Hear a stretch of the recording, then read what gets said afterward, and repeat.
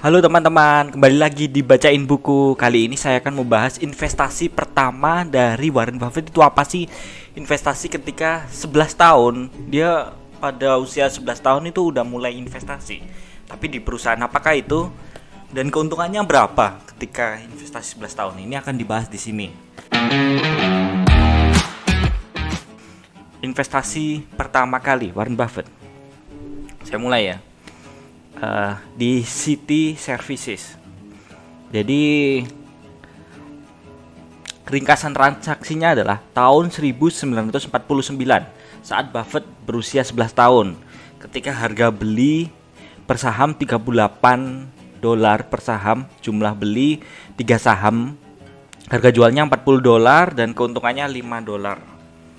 Inti filosofi investasi Warren Buffett adalah kejelasan tentang apa yang menjadikan seorang sebagai investor atau spekulator. Sungguh sangat mencengangkan betapa banyak dari pemain di pasar keuangan yang gagal untuk memahami ini. Diperlukan pemikiran yang jernih untuk menetapkan bahwa investor saham berada di jalur dengan resiko kesalahan yang lebih kecil dan lebih sedikit yang nantinya akan menghasilkan kekayaan dalam jangka panjang. Ini adalah pendekatan untuk mendapatkan kekayaan secara perlahan. Saya akan mulai menjelaskan filosofi Buffett dengan melacak pengaruh yang didapatkan sejak usia yang sangat muda. Cara Buffett membangun portofolionya dari nol sebenarnya merupakan sebuah inspirasi tersendiri. Jadi ini bahas masa kecilnya dulu ya. Masa kecil, Buffett lahir pada bulan Agustus 1930, tidak lama setelah peristiwa crash Wall Street tahun 1929. Dan dengan demikian ia lahir pada masa awal depresi besar. Ayahnya adalah seorang makelar di saham Omaha, Nebraska, yang pada saat itu menjadi seorang anggota Kongres, sehingga keluarganya bukan keluarga yang terlalu kaya, tetapi mereka mampu mengatasi masa depresi besar dalam bentuk yang wajar. Banyak dibantu dengan persatuan keluarga Midwestern yang khas. Namun bagi Buffett muda, kemiskinan itu terlihat begitu jelas, ada di mana-mana, dan dia bertekad untuk menjadi kaya. Sebagai anak muda, dia mencoba berbagai cara untuk menghasilkan uang. Dia akan mengumpulkan bola-bola golf yang nyasar, atau bahkan lebih baik lagi, dia akan meminta teman-temannya untuk mengumpulkan bola-bola itu, lalu menjualnya. Dia membeli satu pak Coca-Cola, membuka bungkusnya, dan menjual satu persatu Coca-Cola tersebut. Dia membeli sebuah mobil RR tua dan menyewakannya. Mesin pinball di tempat cukur pada saat itu sedang digemari. Buffett membeli mesin itu, meletakkan di tempat cukur rambut, dan tukang cukur tersebut akan mendapat bagian keuntungan. Penghasilan uang terbesar baginya adalah pekerjaan sebagai pengantar koran di Washington Post. Ketika keluarganya pindah ke Washington untuk sementara waktu, Buffett bangun pagi-pagi sekali untuk menjalankan tugasnya dengan 3 rute pengantaran surat kabar sebelum berangkat sekolah. Dengan dirinya yang begitu aktif bekerja, dia berhasil mengumpulkan beberapa ratus dolar pada pertengahan masa remajanya. Dan usia 15 tahun dia berinvestasi sebesar $1.200 untuk membeli ladang dengan 42 hektar, sekitar 70 mil jauh dari Omaha. Gila. Usia 15 tahun, guys. Buffett udah bisa investasi $1.200 dan beli tanah 42 hektar. Kita umur 15 tahun lagi sekolah. Nih SMP ya kayaknya, atau SMA lah. Lagi belajar fisika atau ekonomi kayaknya, akuntansi. Di mana dia mendapatkan pembagian keuntungan dari ladang tersebut. 5 tahun kemudian ladang tersebut dijual dengan harga 2 kali lipat. Nah, itu tadi membahas masa kecil. Sekarang masuk saham pertamanya Buffett. Di usia 11 tahun, Buffett memiliki tabungan sebesar $120, hasil dari 6 tahun mengumpulkan dan berhemat. Dia menggabungkan tabungannya dengan uang saudaranya perempuan Doris dan membeli 6 saham di City Service Preferred. 3 saham miliknya seharga $114. Pada bulan Juni, harga tersebut jatuh dari harga 38 per lembar menjadi $27 per lembar. Buffett merasa bersalah karena dia telah membujuk saudara perempuannya untuk mempercayainya dan membeli saham tersebut dengan tabungannya. Perasaan bertanggung jawab terhadap orang lain yang mempercayainya merupakan hal yang sangat penting untuk memahami cara Buffett memperlakukan mitra-mitranya di era 1950 dan 1960-an dan para pemegang saham di Berkshire Hathaway. Untungnya harga saham tersebut kembali naik menjadi $40 dan kemudian dijual oleh Buffett dengan mendapatkan keuntungan sebesar $1,75 per saham.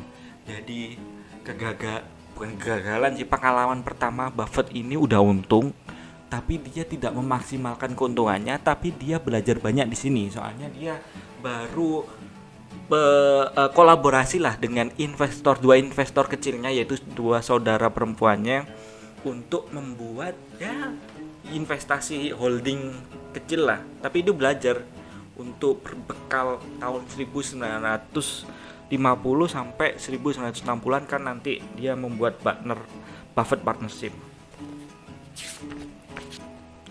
Kuliah, ini masa kuliahnya. Di usia 17 tahun, Buffett belajar di Wharton School di Universitas Pennsylvania. Apa sih? Setelah beberapa lama, dia mulai tidak yakin untuk melanjutkan pendidikannya dan bertanya kepada dirinya sendiri, apa pentingnya arti pendidikan. Dia telah menggeluti bisnis sejak berusia 6 tahun. Sudah memiliki penghasilan yang baik dan kuliah hanya akan menjadi penghambat perkembangannya. Dirinya percaya bahwa dia tahu lebih banyak dibandingkan para profesor itu bagaimana cara menjalankan suatu bisnis. Sombong amat Buffett muda ya. Ini kayak pemikirannya Elon Musk nih. Jadi katanya bandar narkoba itu lebih pintar bisnis daripada profesor-profesor di kampus dari business school. Tapi disclaimer ya, itu omongannya Elon Musk. Dengan mudahnya dia tetap mengikuti pelajaran dan berhasil bertahan selama 2 tahun. Namun untuk mengejar minat-minatnya yang lain, dia tidak menyelesaikan pendidikannya di Wharton.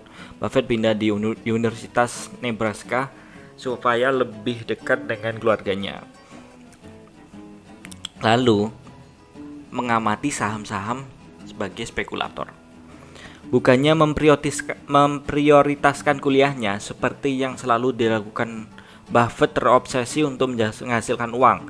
Pada saat itu dia menjadi pengawas dari anak-anak loper koran di 6 wilayah Nebraska, mengumpulkan bola-bola golf yang nyasar dan bekerja sebagai salesman di J.C. Penney. Pada tahun 1949, tabungannya meningkat menjadi sekitar $9.800. Pada saat ini Buffett kecanduan perdagangan saham. Dia telah mencoba semua cara untuk mengerti perdagangan saham, mulai dari pola-pola di bagan sampai pada pola-pola angka dan perdagangan saham yang ganjil. Apapun itu yang diperlukan dapat kita simpulkan dari semua ini bahwa Buffett telah berspekulasi. Ini waktu muda ya, Buffett muda berspekulasi, trading gitu. Lalu kemudian dia membaca buku baru dari Benjamin Graham, The Intelligent Investor. Di tahun 1949, buku tersebut bagaikan sebuah ilham untuknya. Sekarang Buffett sangat ingin pergi ke Columbia Business School untuk mempelajari kursus yang dirancang dan diajarkan oleh Graham dan David Dodd. Hal ini dilakukan saat musim gugur tahun 1951. Dalam program diploma tersebut, dia benar-benar dapat memusatkan perhatiannya pada kursus yang dirancang oleh para pendiri investasi nilai ini. Jadi ini adalah bapak value investor lah, si Graham ini. Buffett mengembangkan pendekatan rasional Graham dan Dodd dalam seleksi saham. Jadi guys, ada 3 poin pembelajaran dari sini. Yang pertama, jangan berpikir untuk meraih keuntungan kecil. Harga saham City Services Preferred meningkat menjadi $200 setelah Buffett menjualnya di harga $40. Jangan terpaku pada apa yang Anda bayar untuk sebuah saham. Anggap saja itu biaya yang hangus.